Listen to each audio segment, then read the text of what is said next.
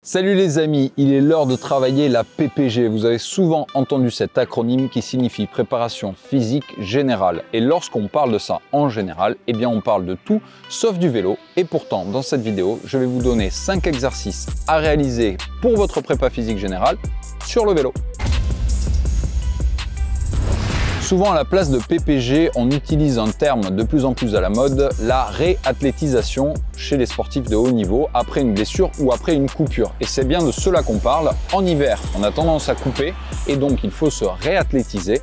C'est pourquoi on se retrouve souvent en salle de musculation ou à pratiquer diverses activités avant de remonter sur le vélo ou en complément.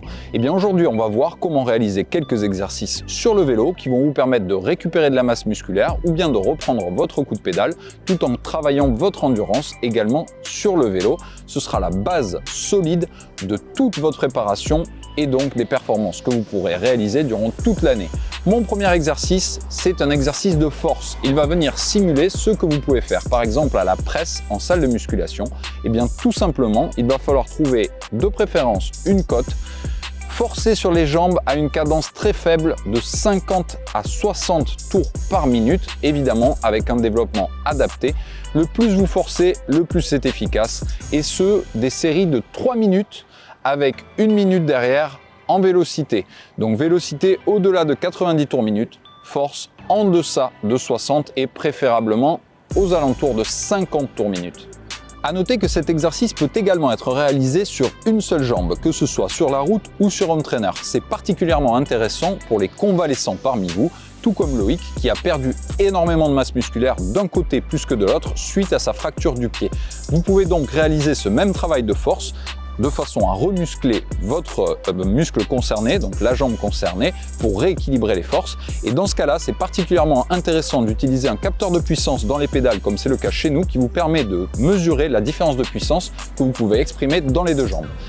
Un autre exercice pour travailler toujours la puissance qui est là, selon moi, encore plus efficace, il s'agit de travailler votre puissance lors des départs arrêtés. On va chercher là aussi à mettre un gros développement ou bien à travailler en bosse. C'est plus facile, ça permet de mettre un développement un peu plus souple.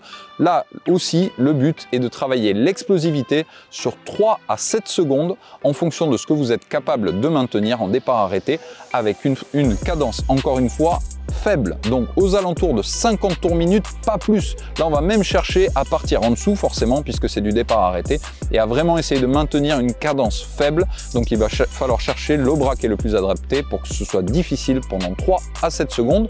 Vous pouvez répéter des sprints, comme vous le feriez en salle, là aussi, avec des intervalles de pause pour récupérer un maximum. Vous allez voir, vous allez développer votre puissance et gagner un paquet de courses l'année prochaine au sprint. Troisième exercice, eh bien on va parler de cadence là aussi, mais ce coup-ci élevé et donc de vélocité. Ce que je vous recommande en particulier, même si ça peut sembler un peu démodé, c'est l'usage du pignon fixe.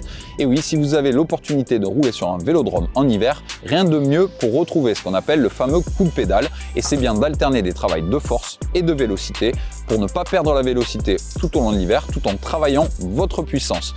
La piste et le pignon fixe, c'est l'idéal pour ça. En alternative, vous pouvez aussi utiliser le vélo indoor. Et oui, parce que lorsque vous êtes sur un smart trainer ou home trainer intelligent, eh bien, vous allez être en continu attaché à votre cadence et vous allez pédaler sans jamais vous arrêter. Donc, ça simule aussi un pignon fixe, bien que j'ai noté après de longues heures de pratique de Zwift qu'on a tendance à perdre un peu en vélocité, bizarrement, parce que l'application prime plutôt la puissance. Le quatrième exercice que je vais vous donner, eh bien, c'est celui de travailler vos compétences de pilote en groupe ou seul. Et oui, l'hiver est particulièrement propice pour ça, surtout lorsqu'on a recours à un mois de Zwift. Il est assez aisé de perdre ses compétences de pilotage et de plus s'y retrouver dans le freinage. Donc profitez-en pour vous concentrer sur toutes les compétences, à savoir prendre les roues, savoir se tenir dans un peloton, essayer de se mettre le plus proche possible de son compagnon de devant, savoir où regarder, comment anticiper, rouler et tourner sous la pluie.